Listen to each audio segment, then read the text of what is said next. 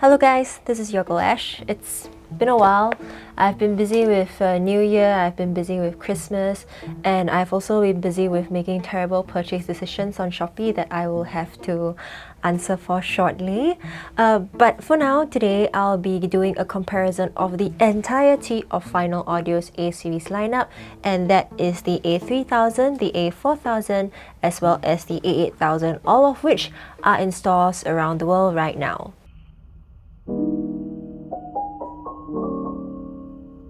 So we've received the A3000 and A4000 a little while ahead of Final's global release, and I've also released a video with my initial impressions of them. And one thing I've seen very often is people comparing the A4000 and the A8000. This is news to me because both of them are so far apart in terms of price and build that it seems realistically impossible to compare them. I mean, you can even feel the price difference just by holding them on your hands. So, are there grounds for comparison, or is it just a whole lot of hype and hot air?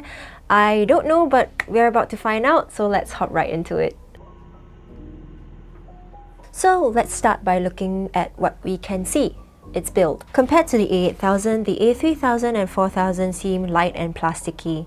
The A3000 and 4000 shells are made out of ABS resin and paired with a simple black OFC cable terminated with a 2-pin connector. The A8000, on the other hand, features a stainless steel shell that's clearly larger than the 3000 and 4000s, and a gorgeous silvery white OFC silver-coated cable originally designed for the Japanese supercomputer K.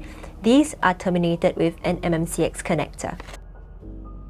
So there's also the question of internals. The A8000 contains Final Audio's signature beryllium driver, whereas the A3000 and A4000, due to pretty obvious cost constraints, contains what we call the F-Core DU driver, which is a PET driver in a brass housing. It's apparent that both these designs are worlds apart, and while I'm normally a fan of matte shells, putting the A3000 and 4000 beside the A8000 and comparing them in terms of aesthetics just isn't a good look. And then there's also the issue of weight. Some people find the A8000's heft very reassuring, while the A3000 and A4000's lightness very cheap. But all three of these earphones are engineered to fit nicely in your ears and to give you a sense of weightlessness. Let me show you what I mean. I've never really had an issue with Final Audio's fit ever since the E-series came out. Of course, there was the Piano Forte slightly before that, but to me that was more of a DeviantArt era sort of thing. But it was only when the Make series and the B series came out, then I really started falling in love with how flat and flush the earphones now set against my ears. And that is something that the A series, all three of them, does really well. These designs look quite intimidating, but none of these pokey angles are actually in your ear. Instead, your concha comfortably wraps around this smoother bit here. Of these three, the A8000 felt a little bit more isolating and satisfying because it was larger and filled up my ears better. But that said, the A3000 and A4000 are no slouch as well. The fact that these are designed to sit in your whole concha means that you're gonna get a decent amount of sound isolation out of these guys either way. Bringing them out for a spin on the local buses, I found them okay at isolation, blocking out most harsh conversation from my fellow commuters. However, if you're looking at a pair of super isolating earphones, these guys probably aren't it. Moving on to the big section that everyone's waiting for, the sound. Let's start with the little brother, the A3000. A quick listen tells you that the A3000 is the more balanced of the 3000-4000 pair, while the 4000 features slightly more boosted mids and highs. The A3000 is the black coloured one, by the way. All of the A3000's frequency bands are equally presented, with a good level of detail and resolution that punches above its price range. The A3000 also features an enjoyable bass that goes deep and is emotionally engaging, but it hasn't clearly been bass boosted, so if you're looking for toe-tapping, brain-shaking sort of bass, this probably isn't for you. The A3000's highs are airy and sparkly, but less extended, especially if you compare them to the Big Daddy, the A8000, which honestly brutalizes both the A3000 and 4000 in the highs department and can make both their highs sound a little bit gritty. But if we're talking within the price range itself, the story is a little bit different.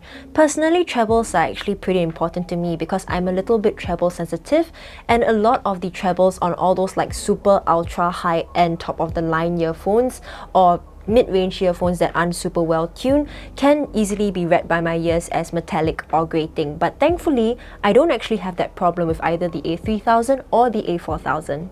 I'd say that the keywords for the A3000 are competency and coherence, but that also means that it can sound a bit weird, funky, and a little bit grating with certain EQ modes, so EQ fans might want to watch out for that. The A3000 in general is a pair of earphones with a sound that has a sort of attack and edge to it, and not a lot of warmth. However, it is also well balanced, smooth, and not fatiguing. It is an agreeable little friend that will be right at home in your rig if you're looking for something that has good sound at a generally affordable price. Moving on to the A4000, which is the one with the navy blue shell. The A4000 has clean forward mids and highs when compared with the A3000 and even other final offerings in this price range, including their very own E4000. There's an obvious boost in the mids and highs that isn't artificial or out of place. There's also more high frequency resonance and that signature final sparkle.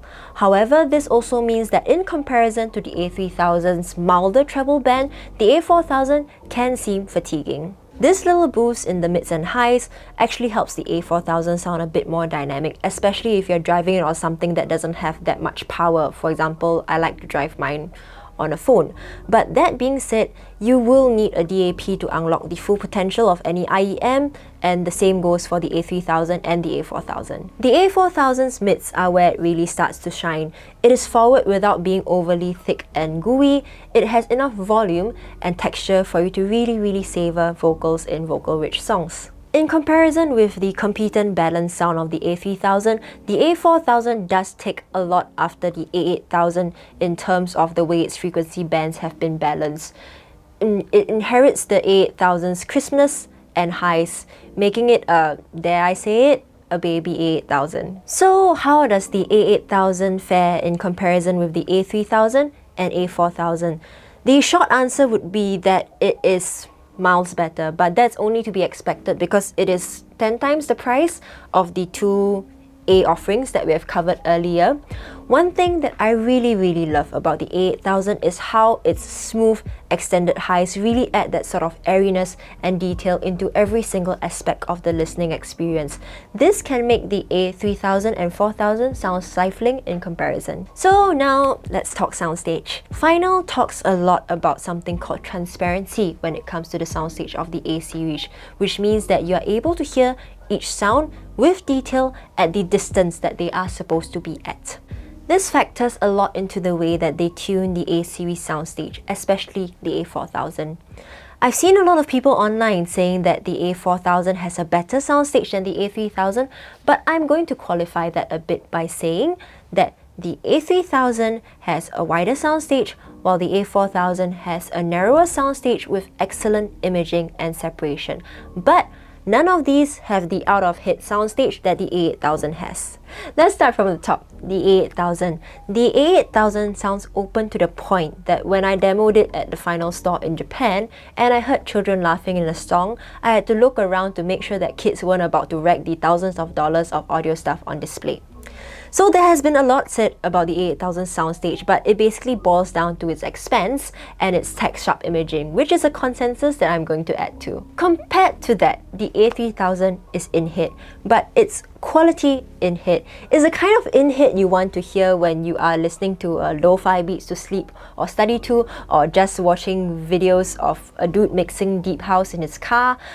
It's a clean soundstage, it is a quality soundstage, but it definitely isn't the sort of out-of-hit wide soundstage that you would get with the A8000. The A4000, on the other hand, has imaging that is extremely competent and reminiscent of the A8000, albeit without the width.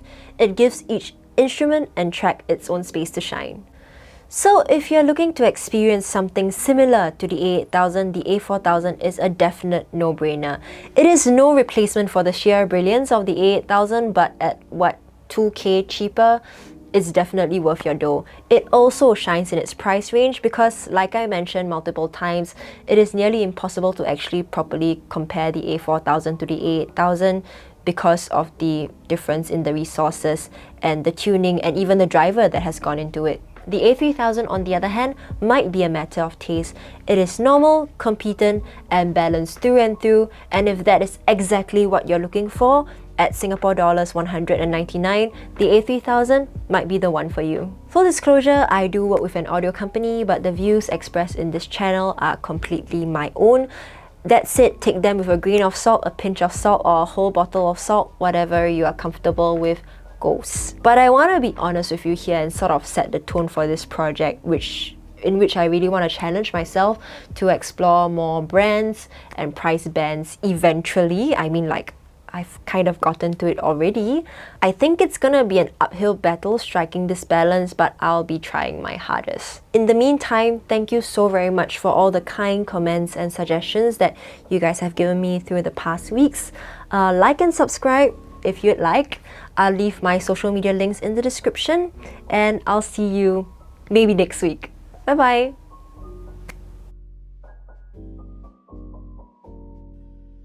Blah, blah, blah, blah.